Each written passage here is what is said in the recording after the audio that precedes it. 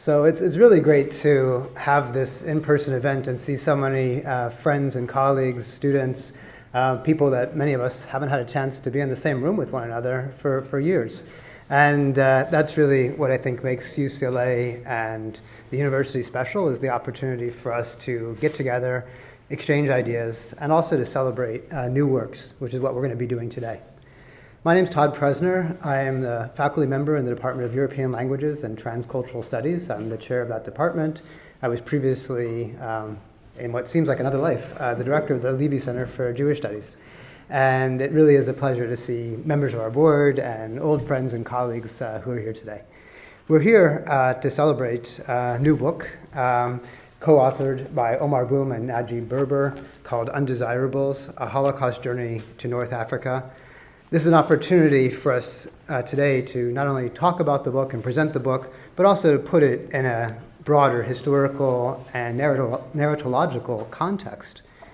I should say that today's talk is not only sponsored by the Leve Center for Jewish Studies, but it's also part of the Kahn book talk in German Jewish Studies, co-sponsored today by numerous entities, which I want to all thank: the Department of European Languages and Transcultural Studies, the UCLA Department of History, the UCLA Center for Near Eastern Studies, the UCLA Department of Anthropology, and the UCLA Department of Near Eastern Languages and Cultures. The book, which we'll talk about in a moment, is available through Stanford University Press. Obviously, you can buy it anywhere that books are sold. Unfortunately, we don't have copies here today, but we will allow you certainly to take a look through it, and we probably can even pass them around. I would like to say again, if you haven't silenced your phones, please do so. And let me go ahead and introduce my colleague and friend, Professor Aomar Boum. He is the Maurice Amado Chair in Sephardic Studies in the Department of Anthropology, Near Eastern Languages and Cultures, and History at UCLA. He's the author of a number of recent books, of which I'll only mention three. First, co-editor with colleague and director of the Leve Center, Sarah Stein, The Holocaust in North Africa, which came out with Stanford in 2018. Wartime North Africa, A Documentary History, 1934 to 1950, also a co-edited volume. And his monograph, celebrated monograph from 2013 that came out with Stanford called Memories of Absence, How Muslims Remember Jews in Morocco. It's a real pleasure to have you here, Aomar, and to actually share the stage in many ways with you to talk about this book, which some of you, just as an introduction, let me just say, is a graphic novel, and we will talk about that genre in a second. It's a co-authored work, and I do want to give Aomar a chance to mention and say something about the co-authorship of it with Nadjib Berber, and also to kind of give an overview as to what this work is about and why it makes, I think, such an important intervention within Holocaust historiography more generally. And part of that has to do with the ways in which it opens up how we think about the geographies and temporalities of the Holocaust. So the focus on North Africa, a German Jewish protagonist who moves from Berlin to France to Algeria, not, of course, willingly, who nearly escapes to Morocco but is in fact detained in labor camps in Algeria, a whole string of detention camps, prisoner camps, labor camps, internment camps, which were set up in Algeria and Morocco. This is the kind of the historical text, the context in which this protagonist story unfolds. And we'll talk a lot today. I want to talk about the nature of testimony. I want to talk about the archive. I want to talk about how this book was conceived. But I want to begin by asking Aomar to say a few words about his collaboration with Nadjib. First of all, thank you, Todd, thanks for chairing this session. The first thing I would like to say is, first of all, I would like to thank you for supporting this project since 2017. I would like to thank Ali Bahdad here in the Center for Near Eastern Studies for supporting this project. I would like to thank the R&D Levies for supporting this project, and many, many, many other institutions and unit here at UCLA. I think this is a project that really, for me, it's a collaboration, and it's a collaboration with not only an artist, an Algerian American artist, but also a friend. Nadjib is not here for health reasons, and I always pray for him. I'll keep praying for him, but he's one of the best and one of the most unique individuals I've ever met. Not because we did this project together, but I think because of his insight, and I don't think this project would have taken place, would have seen light without Nadjib. I would say I would give Nadjib probably 90% or 95% of achieving this project. So I have the topic, the ideas, the research. I did that, but I think going through the art, as you will see, and if you have the chance to look at the art and all of the conception, the ethnographic, the archival, the thematic discussions that the Undesirables is about, is really partly done because of Nadjib's ideas and Nadjib's really amazing artistic skills. So who is Nadjib? Nadjib is, as I said, was born in Algeria. He's moved with his family to France. His family moved back to Algeria. And when he did a lot of work in Oran as one of the first generations of Algerian artists who built a tradition of comics in Algeria first, going back to the post-independence period, as a way to really counter the comic tradition that was established by the French colonial entities. And I think the comic tradition and the bande dessinée tradition in North Africa is really, I think, its foundational is Algerian. Before at least you start seeing a collaboration with other Tunisian and other Moroccan artists. I would just say something about this idea of collaboration, why it's important, and I think I really appreciate this notion of collaboration within UCLA, but also why Nadjib is part of it too, because the most successful graphic novel in Morocco was done by a political dissident by the name of Mourid, and the cover of the book was done by Nadjib. So, and that's really highlight this connection that is really central to us as North Africans, as far as doing project that I think speaks to the history of the region, speaks to the history of different countries, but where people are also trying to publish these works together, to engage with these questions of human rights, engage with the question of Holocaust, engage with questions of genocide together as artists as well as anthropologists and historians. Thank you. You've already touched on what I think will be my first question, which is actually about the genre of the graphic novel and the choice to deploy that genre. Many of us in Holocaust studies are familiar, of course, with Spiegelman's Mouse. We're familiar with some of the ways in which the second and third generation has used the format of the graphic novel. I mentioned like Mendel's Daughter, or like The Flying Couch, or ways in which the graphic novel as a genre has been deployed as a way of reconfiguring witnessing, especially when direct witnessing is either not possible or there's absences in the archive. And one of the ways that you describe in the afterword, your decision to write a historical graphic novel is you say that it's a kind of witnessing or a kind of seeing guided by the archive. Now, of course, the archive has absences and erasures and silences, and part of that is also the fact that there's so few, if any, very few, testimonies and certainly very few biographies of people that survived these labor camps.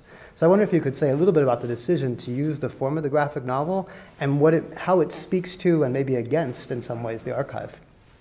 So my first encounter with visuals in the archives was at the United States Holocaust Memorial Museum in 2008.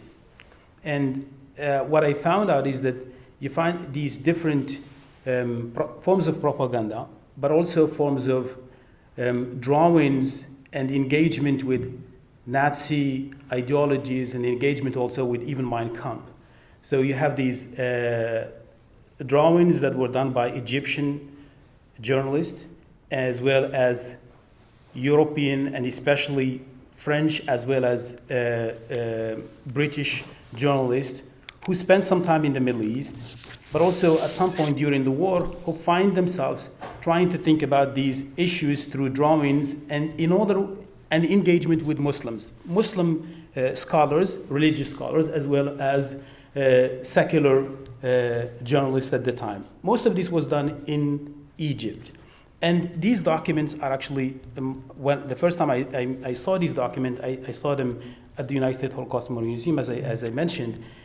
And I thought about, this is actually an interesting way to think about propaganda, to think about anti-Semitism, to think about Islamophobia, to think about racism, but in an educational way, to think about how we can communicate this material to K through 12 schools and to K through 12 students. So that's really where the insight came from. And as I digged more, and then through collaboration with Sarah Stein and other students here at UCLA, then we start thinking about the documents. So you have the visuals on one part, then you have also oral history on another part, and then merging them together would be a possibility in order to make it easy for, and I don't write, I said this many times, I tend to write mostly for North Africans, to Moroccans first, and North Africans first, then America comes second as far as my concerns, and especially we can talk about translation later on. So the idea is to really speak to a North African, Middle Eastern audience through the material that it exists in the archives, but it's not available to them because it's available mostly in another language. And I thought that doing this project using the visuals and then doing it through this in the format of the graphic novel would be a possibility to make it accessible. Mm-hmm. Absolutely. I wonder if you can say, you alluded to this earlier, talking especially about Nadjib's role, which is where the tradition of the graphic novel, how it fits within anti-colonial work in North Africa, how you mentioned the Egypt-based visual culture that you discovered in the Holocaust Museum, the ways in which obviously visual material can be used for propaganda and anti-propaganda ends. I wonder how the genre of the graphic novel, as we expand, beyond maybe what we might see Euro, focused graphic novels that we know about the Holocaust, how this is drawing on a somewhat different visual lineage. So in the case of Algeria, and Nadjib, I think, is part of a second generation of these artists. It's a reaction to the colonial, especially French, tradition of bande dessinée. So it's basically a way to decolonize Algerian history and historiography through the comics by highlighting the independence movement. And then later on it turned by the 1980s, 1990s, it became about democracy, it's about engagement with civil society, engagement with Algerian politics. And then in the 1990s with the Civil War, this is where a lot of these artists, these cartoonists were actually, many of them were assassinated because they were basically critiquing many of the political parties, including the Islamists and so on and so forth. The Moroccan one, and as well as the Tunisian, were different because they're talking also about a different political environment. In Morocco, as I mentioned, Mourid was one of the first really interesting graphic histories, and it's about being imprisoned during the years of Leve in Morocco, and dealing with this notion of human rights. But also the government itself had its own comics and talk about Moroccan history and historiography through the comics. As far as the project that I did with Nadjib, I already mentioned this. I think what's unique about Nadjib is that he knows the Holocaust very well because he's married to a daughter of a Holocaust survivor.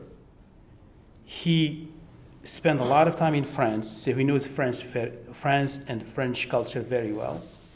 He is very knowledgeable about Algerian society and North African societies in general. And he did a lot of readings about Germany and German history. So I didn't have to do all the work to basically write the text and then talk to him about, educate him about the history. He already knows it. So when we met over coffee, we had to drink a lot of coffee and to do all of this work. When we met over coffees for days and sometimes hours during every week, sometimes we meet 5-6 times a week. We happen to live, to be neighbors. The moment I say something, he said, yeah, I know this, and he has his own opinions. And of course, as an artist, and also as an Algerian too, an Algerian and a Moroccan, everybody has their own opinion. So he was really, and sometimes I say something and then he has 2 or 3 other readings of it. And that's really helped me also tune and change sometimes the text, and then makes it better. And sometimes there are moments where I actually said something and they said, no, that's wrong. And all of these conversations help that actually for every panel, when you see every image there, for me, it's an ethnographic image because there is an anthropological, there is an article that was written in the 1990s in the American Anthropologist about how to write an anthropology of the Holocaust after the fact, how to write genocides after the fact. And what I wanted to do in every panel, I want to have every panel is a vignette, is a story. And he really communicated in a great way, given his knowledge about it, but also given what I added as far as my knowledge of the archive and the documentation that I have about the different stages of the story of this individual. Oh, thanks. Taking up the string around the ethnographic, which I think is an absolutely critical part of understanding this. This is a global history that's unfolding here, and there's individual personal stories. And it kind of zooms between the two. It moves between the geographies, obviously, of North Africa and Europe, kind of global history of World War II, global histories of colonialism, but then it always zooms into individuals, individual stories. And this is the ethnographic component of it. I wonder if we can start with the title of the Undesirables. Like, who are the Undesirables? I think the Undesirables are Europeans, are North Africans, both. So I think the Undesirables, my father was an undesirable because my father had to work in some of these labor camps indirectly before even the labor camps before Vichy came to power. Members of people in my region and people in other regions all across North Africa worked in some of these labor camps when they were set up, when the railroad system was set up by the French colonial powers to basically extract the resources of the region. But the undesirables from the European side were all these German, European Jews, Spanish Republicans who were refugees before they became undesirables, before they became political prisoners. So it's the undesirable is somebody who being expelled, was fleeing for safety, and expelled from their homes, and at some point, because of the fascism, these are regular individuals. Because of fascism, because of antisemitism, because of racism, and all of kind of all of these basically racist and ideologies, they became undesirables. But they are regular human beings. And what we wanted to do, Nadjib and I wanted to really make them human. And so you could make them human through text and through ethnographic text. But for us to put pictures of every individual, to see the emotions on these pages is really what matters, and then we want to make it relevant, the immediacy of the event close to the individual. That's the idea. I want to maybe draw attention to the very last page of the book, which is a portrait, a series of portraits of the protagonists in the graphic novel. And here we get the names of some of the men, some of whom didn't survive, some of whom did. Yusuf and Yusu and Julio and Mohand, and Johannes, and of course Hans, who is the German Jewish protagonist, whose story unfolds and intersects with so many other stories. Julio is a Spanish Republican. Mohand is an Algerian nationalist. And I wonder if you could say something more about these specific men and how these stories really unfold through their intersections and their interactions, through their refugee experiences, but also through the traumas and sufferings that they all went through, and the kind of the decisions that were made to put these stories together. Okay. So so the first thing I would say is that this is everything you see in the book. Every panel is a story that comes from the archives. We didn't invent anything. We allowed ourselves to put the story in this linear way, to bring all these experiences together. But the archives is really what drives the script.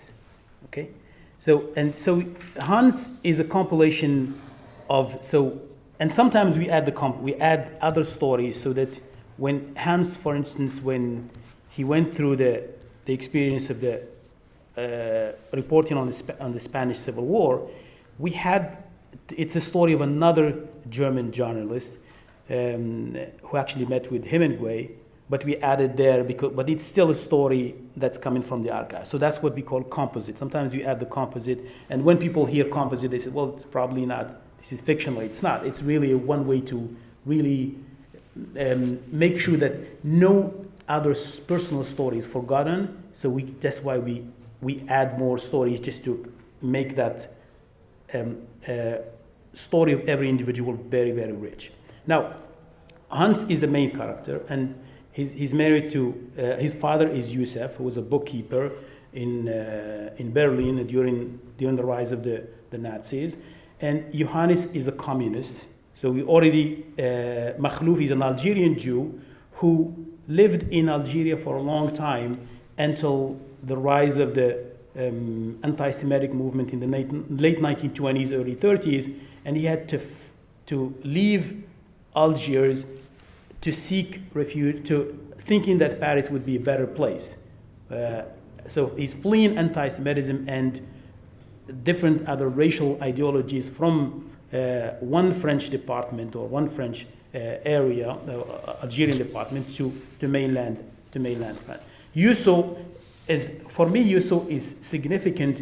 Yuso is a West African, Senegalese tirailleur, and it's significant because we wanted to introduce the plight and the struggles of West Africans who struggled not only during World War I, but also during World War II, and who were basically maltreated by French as well as Germans. And at the same time, they were at the center of the war, both wars, World War I and World War II. Julio is the Spanish Republican, and so a lot of people in the camps happened to be from Spain. These are people who fought the war, the Spanish Civil War, and they lost to Franco. And many of them became refugees in Leve and Gurs and other camps in France before they were used. They were sent before the German occupation of Poland to some of these camps in North Africa to work as a forced labor. Mohand is also significant. Just like Yusuf, I want also to introduce the Muslim, the Amazigh story to the story, to the Holocaust story. And you can see I have the French captain. When you see the French captain, it doesn't have a name, and we did it on purpose because we wanted to represent the system, the bureaucracy of colonialism, the bureaucracy of so that's the idea. Mm-hmm.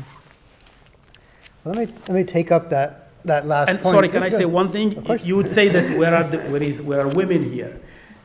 This is a system that was really used male labor and men mostly. This doesn't mean that there were no women and children in some of the camps. There were only 2 camps where you have children and women, and there were once people got to Casablanca, the port of Casablanca, they were sent to different camps, what we call le camp de triage, And then they were basically, women and children were sent to, and sometimes old people were sent to camps where they were held there until actually the Operation Torch. Thanks, Omar. So let me ask you just concretely to talk about the historical simultaneity of what we call maybe the double overlay of fascism and colonialism in this region. And of course, the colonial overlay stretches much longer, right? Much earlier. Certainly, in the case of Morocco until the early part of the 20th century, and past the end of the Second World War, till these countries, Algeria liberated in 62, Morocco in 52. And so we have a broader overlay. Not only the fascist occupation, the introduction of the Vichy's racial laws, and of course the establishment of the labor camps. Dozens and dozens dotted throughout Algeria and North Africa in the early 1940s. So I wonder if you can speak about the way in which the history of colonialism and the history of fascism, that intersection is such a critical part of the story that you're telling here. It's not only critical, but it is the core and the center of the whole project. And so, but let me back a little bit, and then by telling, this is the story of colonialism begins, and the camps begin before or starts before the Vichy rise to power, and also before even the German occupation of France.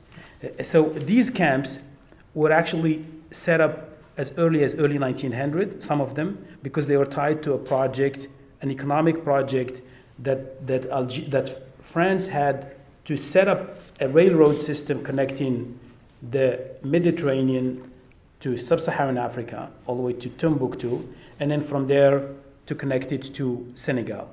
So that's a project that it was in the mind of the French colonial power in Algeria, going back to the 19th century.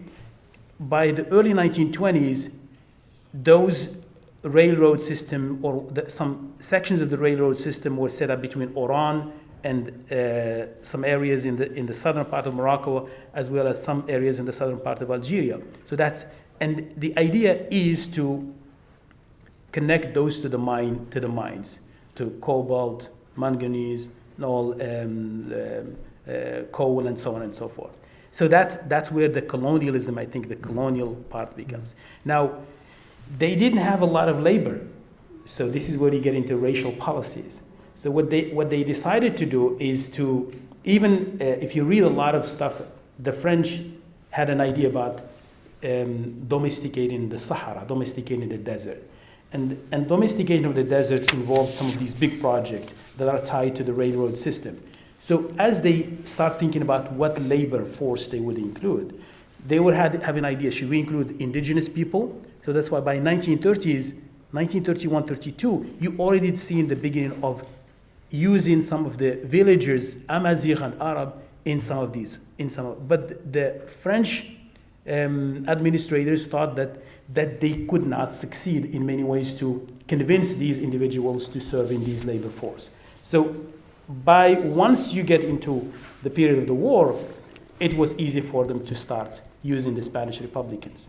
So 1939, 1940, before even the implementation of anti-Jewish laws of 1940 and then 1941 in Morocco and the rest of them, you already have an introduction of policies that sent all these all these Spanish Republicans to some of these camps.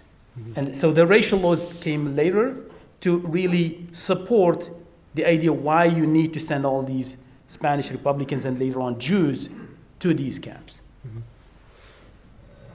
I mean, I think you mentioned really the central contribution of this book is to create and helped us to appreciate and begin to maybe untangle in some ways some of these deeply entangled, intersecting, entwined histories. I mentioned the double overlay of fascism and colonialism, but it's certainly, this is a much longer history of exploitation of the environment, of the people, of the economic autonomy the long history of racism and the history of bureaucracy, of administration, in the kind of sense that Hannah Arendt articulates in The Origins of Totalitarianism, these much longer histories of which we need to go back to the 19th century to understand, but the ways in which they transform, in particular, colonial landscapes, and in ways when Vichy racial laws are in place, or Italian racial laws as well, the ways in which those also affect who gets characterized as undesirable. So I think, it raises some really interesting challenges for you of how to articulate these entanglements. And you do this through, I think, the ethnographic, through the personal, through the archive, right? Through the continuity of the main character, a man named Hans Frank, who's a German Jew who we mentioned ends up in one of the Algerian labor camps and encounters so many other quote-unquote undesirables, political dissidents, independence fighters, Spanish Republicans, and other Jews and Muslims along the way. And these moments of intersection are so interesting, so fraught, so important. And I wonder if there's a couple that you might pick out, and I have a couple examples myself, but a couple, that maybe illustrate some of the stakes of what it means to be plotting this kind of entangled history, like how it changes in some ways our thinking about the Holocaust and, for that matter, the history of colonialism. I think one of the key stories that came to my mind here is this relationship between Mohand and Hans. That's the one I was going to say. and that's actually didn't happen to Hans, but it happened to another German who fled one of the camps. The camp is called Jenin Bourrezg, and it's actually you have an Algerian Muslim, an Amazigh, who actually helped and facilitated his flight, and later on was discovered and then was killed. So you have this story here, and then what we decided to do, we decided to take that story and make it, and then link it to the story of Hans himself. So it's really, and it's about, and the reason why, when you look at the archives, and there's actually a few pages that we got from. It's an archive that came from Yad Vashem, the Holocaust Memorial Museum. Is the story is really a story about anti-colonialism, and then the idea that the fact that this German Jew, if the German Jew finds safe haven and then got out of the, then there is a possibility. And then in the archive, when they were interviewing when the French police were interviewing the Muslim, he was talking about how basically that the Jew and the Muslim here, the Algerian Muslim, share the same destiny here. And that's why we thought it's really one of the most powerful moments in the book. If I may, that was exactly the passage. We didn't ask you ahead of time about this, so it was spontaneous, but I had picked out the same part. And we didn't share questions, I swear. No. But it's an extraordinary moment where they're in the labor camp, but have been given a little bit of a reprieve, and that they were allowed to go into a village and get food, and Mohand introduces Hans to a rabbi. And they have a conversation. All three of them they're depicted in the same panel. So they're together, and it's in some ways, it is a history of anti-colonialism and possibilities of resistance, but it's also about the history of coexistence, right? The coexistence of Jews and Muslims in these lands. And the rabbi asks, "Are you Jewish, Hans?" Hans says yes. He's sitting next to Mohand in the panel. They're actually very close together. I mean, in fact, you can even see their bodies overlap a little bit in the way that Nadjib depicted them. And then it kind of goes to a close-up. I use kind of like almost a filmic, type of way, but it goes to a close-up of their faces after what might be called like an establishing shot, right? You kind of get a situation. Yeah. It zooms in, and Mohand says, "Jews and Muslims have lived in peace here." Hans says, "Not something you see in Europe today." So this is interesting because it's historical, but I think it also speaks to the present. Yeah. And I wonder if you can say something about that. I think I don't know from my work if you go to Memories of Absence, and I'm interested in these stories of, which are, even if the number of these stories is one or two stories that we can find, I'm interested in stories of hope. I'm interested in stories of positive stories. Not to say that we shouldn't be talking about negative stories, but even in stories of genocide, and in stories of struggle, and in stories of pain, you have to think positively. And I think that's a moment where I think there are moments where in Germany, when Hans was still in Berlin or Munich, you have stories of hope. You have stories of hope in the camp. You have stories of hope post-camp. And that's also something I want. It's a possibility that I dream of, as not only as a scholar, but also as a teacher, as an educator, that you need to teach the kids that there is a moment where humans, they might have their own differences. There might be something that's happening in another context that really reflect a moment of anxiety for the people who live in. But talking about those moments of hope is actually a liberating moment. It can allow people to think about safety. It can allow people to think about survival. It can allow people to think about the future in a bright way. And that's one of the reasons why we decided to include that. And it's also historical, because a lot of many of these camps, and this is where the idea that the French colonial authorities tried to create around these camps, that these are not camps of labor. These are people actually working there. They are paid a little bit, few cents.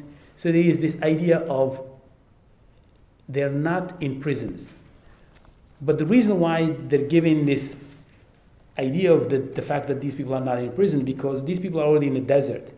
So the desert is already seen as a space where you have a really hard time to run away unless you find a safe. So that's one of the reasons why the people will still could go and visit a church on a Sunday.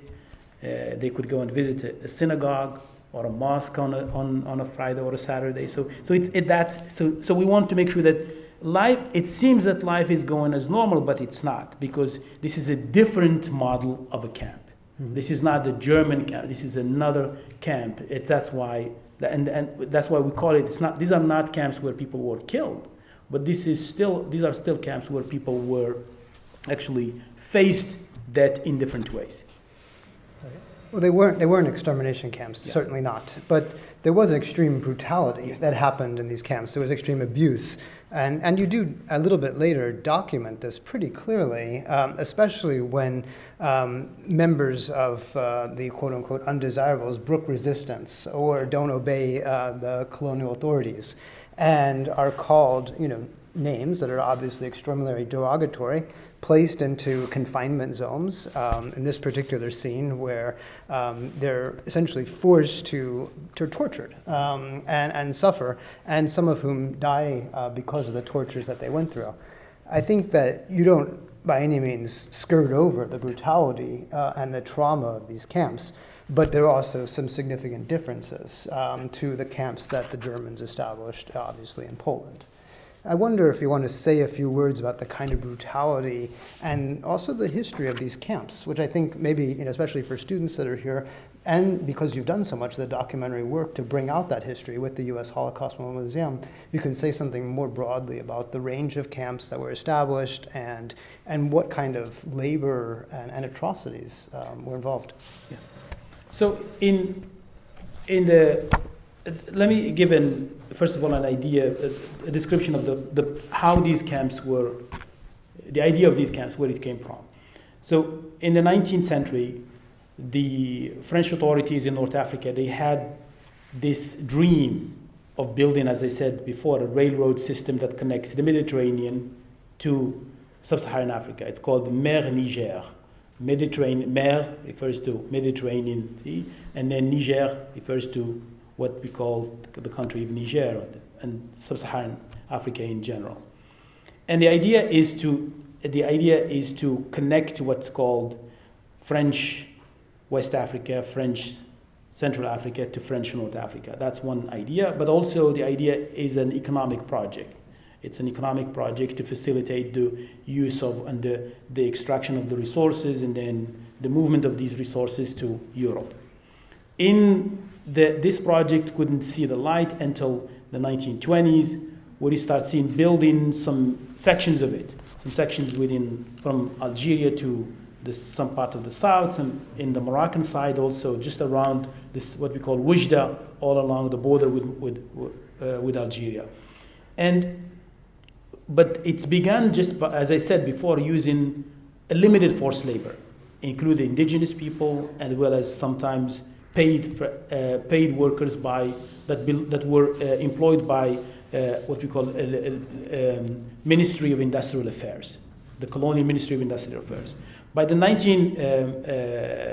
1930s, and this is something that I do in the book Wartime North Africa with my colleague Sarah Stein, and this project that a lot of students have participated in, by the late 1930s, early 1940s, you start seeing the moving a lot of different groups.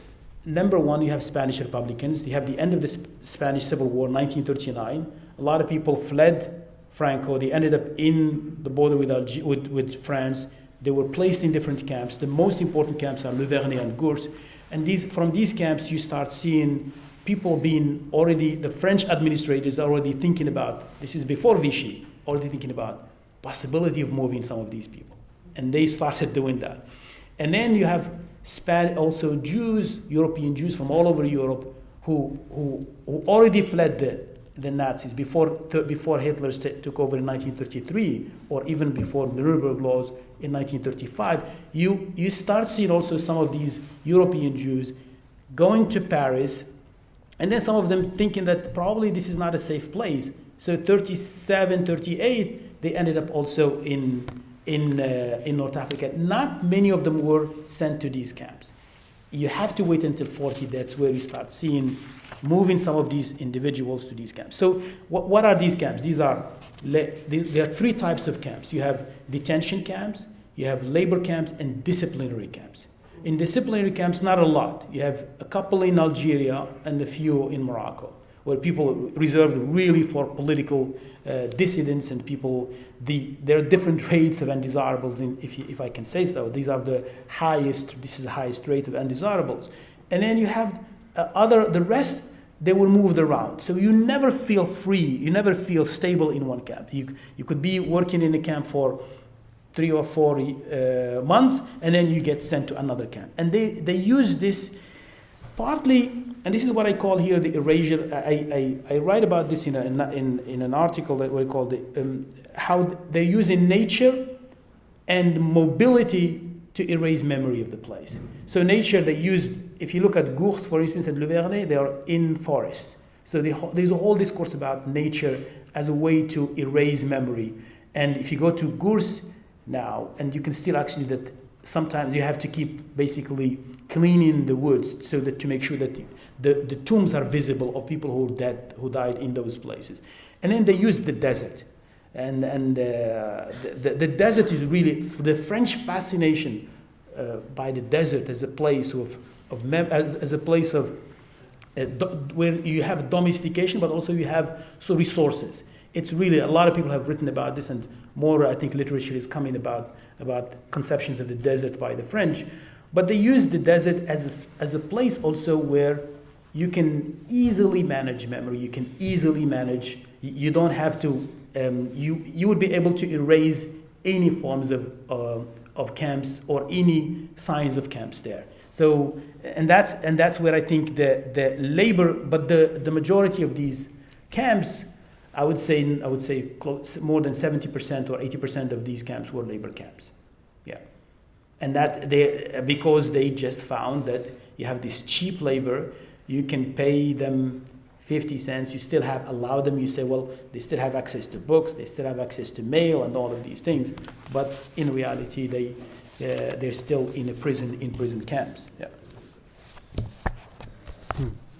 So let me just, I'm going to want to actually move towards opening up to questions from the audience, but maybe one or two last questions from me. And one has to do maybe kind of reflecting back on the book as a whole and questions around representation. And were you ever confronted, and I think I'll use Saul Friedlander's term here, like limits of representation? Were there things that you and Nadjib discussed that perhaps you decided to pull back from, where you saw certain limits either in the archive or in your own forms of decision making and what you could say and how you would say it? How did you negotiate maybe some of the even ethical questions about how to tell the story? Or perhaps maybe the ethical question was that the story had to be told and wasn't adequately told, and this was a mode of creating witness literature when witnessing is largely been erased. I wonder if you could just kind of reflect on maybe this question around limits and witnessing. Wow, that's a great question. That's a great question. I think I come to this story, both of us come to this story as North Africans. This is definitely, it was from the moment when I discussed the work with Nadjib, and I asked him, would you be willing to work with me on this and to do this together? He said, I need to tell me the story first. I want to hear the story first. So I told the stories about camps. And the moment I said camps, and then we start discussing it, he said, yes, I'm in. But we want to tell a North African story. We don't want to tell a European story. We want to tell a story from the prism, from the lens of the southern part of the Mediterranean, not the northern part of the Mediterranean. And so I had to, between the work I did with Sarah on Wartime North Africa and the work I did for the Holocaust Memorial Museum, Camps and Ghettos, Encyclopedia of Camps and Ghettos, I had to find a way how to make sure that to move the project forward and quickly, to get one side of the archives that adds the North African story, because I think a lot of people didn't even want the first phase, the first part of the book. They said a lot of people have already done a lot of these things, but we thought that we need that first part of and this is why I thank Stanford University Press, and I thank the editors of the series for really believing in this project, for thinking that this project is worth it. So I'm very, very grateful to Stanford University Press for doing this, for publishing this work. Because we thought about, we gave this project to other people, and they said, no, we want you to delete as many. And that's almost, Nadjib said, there's no way I'm going to do that. Actually, he almost even didn't let me publish it because Stanford University Press had us take at least 16 pages. So we had to go through negotiations for at least 2 or 3 months just to, and he's still mad about it. You think about an artist. So I think the struggle is that here is an artist who believes in something. Mm-hmm. Here is quote an anthropologist and a historian who has the data, and you have to reach a middle ground, and that's I think as difficult sometimes Nadjib can be. I think we really will reach a compromise, and it was great. It was really good because it was really given. So it was a constant negotiation, but it was a fluid negotiation because I show him things. I said, "This is what the archive says," and then he said, "No, I think I looked at Wikipedia. It says something like that." I said, "No, this is what the archive." So and then over time you start seeing basically that how he start also getting into the modes of thinking through the archive and thinking as an artist through the archive. That's very well put. Well, I think I'd love to open up to questions. I'm sure there are some from the audience. I'll repeat them in case you can't hear them. Please keep them brief so we have a chance for several. Go ahead. You went to incredible research to such depth. Can I ask you why would you have done it from an academic or from an educational point of view? Why did you not do more fiction, and you chose to do a novel? Why did you choose to do a novel and less? Because it's all, when you do a novel, historical novel or whatever the background, I'm always wondering, where does the fact end and I where see. does fiction begin? Okay, let's ask that. And if it's from an educational point of view, from K through 12 grade, Yeah. I think it's very important for them to know that it's factual. Hmm? So the question of It's the a good- border of yeah. fact and fiction. That's the first from the beginning when Nadjib and I was talking about this, we thought about our audience. So we thought about general audience and hopefully K through 12. And of course, graduate and undergraduate students are interested in Holocaust studies and genocide studies. But we tested it partly on my daughter and on some of her friends. So actually, the cover actually my daughter helped with the cover. So Nadjib did the work, but she was giving him some feedback, but he did the work. She I think we thank her, but we don't thank her for the cover. So we thought about that. But we always explain to her that every document, every story, every panel is true. It's actually something that happened. And right now, actually, she read it, and some of her friends read it.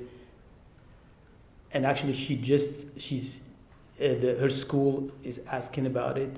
It's been we also showed a French and Arabic translation of the book to some kids and teachers in Morocco, and we're hoping to and Bahrain. So we're hoping also to take it through translation. So already done, and then working on the translation right now to think about these audiences. But we always stress the idea that this is a factual story. Now, as far as your question, the novel, why, if I understood you right, why wouldn't you do it as a literary? Because there is the ethnographic part. I'm thinking also as an anthropologist here, as a historian. So historical anthropologist, making sure that these images in some way or another really translate or show to, just like you have maps and then you're showing a map that in reality it gives the viewer that this is real. We want to make sure that the translation, of course, we understand in the archives is always problematic. There is the archive. The fact that we found stories in the archive doesn't mean that it's 100% true. So you have to balance it and read it against other archives. But this is definitely something that we keep stressing, is that this is a true story that happened to. We have names that go with it. We have their perspective might be biased, but it happened to them. They were there. They were in these camps. Yeah. Right. And that's the nature, of course, of testimony. Yeah. I think there was a student here, and then Kalani next. Actually, right back here. You, yeah. First, I want to quickly ask what this archive was.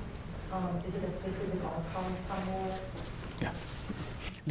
The majority of the archives we used are from the United States Holocaust Memorial Museum in DC, which actually has not only archives from the United States that belongs to, but also archives from France. What they did, the United States Holocaust Memorial Museum, in going back to 2009, they began a collection of different archives in North Africa and Europe, Israel, and different parts in Turkey, where basically they're going to photocopying archives and then making them accessible through their own collections. So it's a lot of paper. It's a lot of paper to go through. Yeah. My more kind of intellectual question is, so when you talk about the Holocaust in World War II, we often kind of focus on the perpetrators, Hitler, the Nazis, and the genocide. And I'm wondering why you think that is, and how does that contrast from instead focusing on the victims and the survivors and those that lived during that era?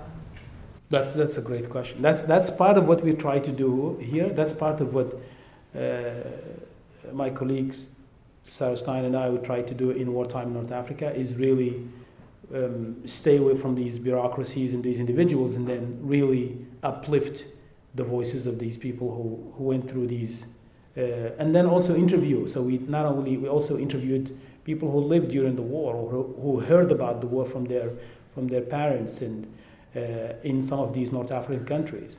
So I think your question is a very, very important question, is that sometimes you can tell the story of genocide, you can tell the story of racism and anti-Semitism by shifting the lens. And this is why the visuals here are important. It's like a camera, instead of focusing on the picture of what General Pétain, for instance, and French administrators were doing, you really refocus on the children, you focus on the men and women, you focus on people who who were struggling to find food during the war, and all of these issues. Thank you so much. Yeah. Colin? Thanks so much. I'm really looking forward to reading this. I wanted to pick up on this problem with the archive, maybe with respect to the medium of drawing, because it seems so important for these stories, because it's a medium that it acknowledges its own constructiveness just by being on the paper as such, and that way it can perhaps intervene into and also question so-called official histories, bureaucracy, administration, things that seem so self-evident. Yeah. And just from flipping through the pages, and maybe this is something that Nadjib speaks more to, but I'm wondering if you could tell us something about the artistic process. What struck me was the amount of shading and blackness and the depth of the images. Yeah. And it's quite common, I think, for graphic novels to use the blank space of the page.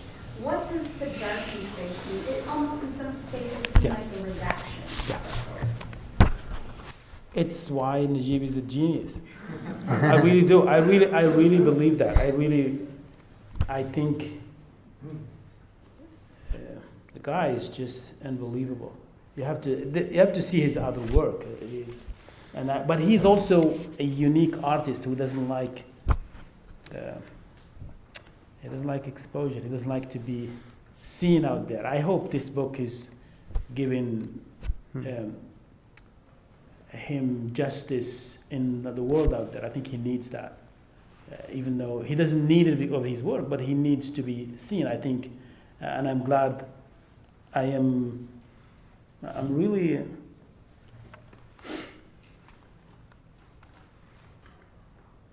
Sorry.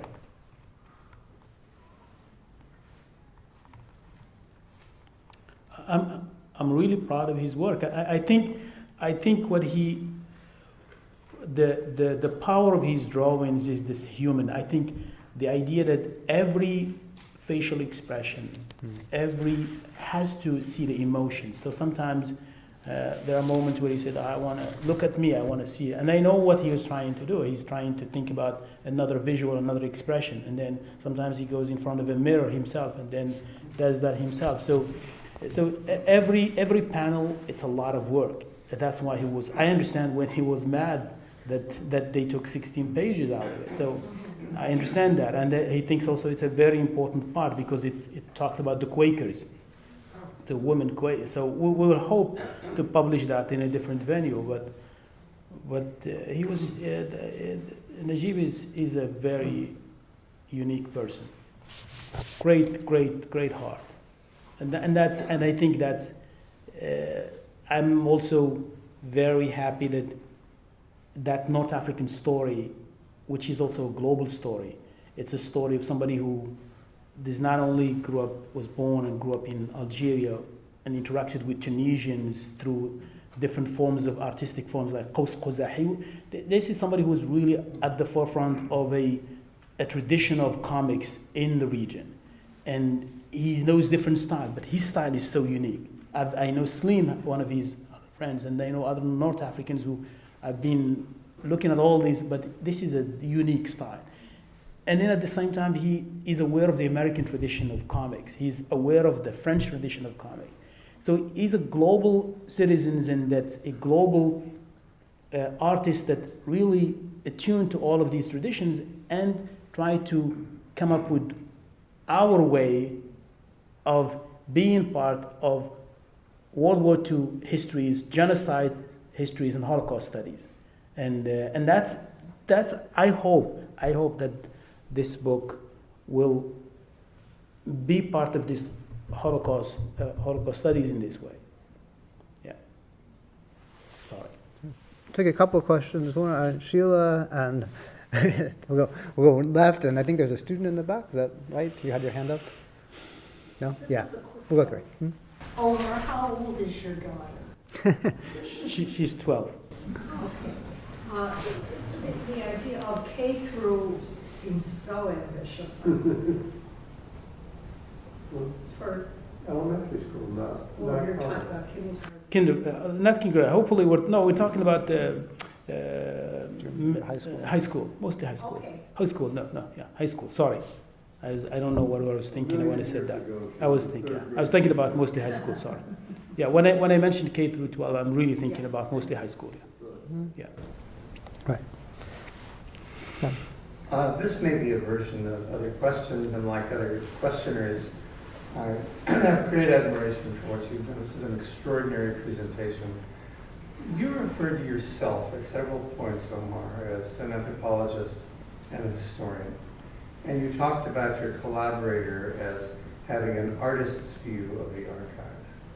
I wonder what you, as an anthropologist and a historian, learned from the artist's view of the archive.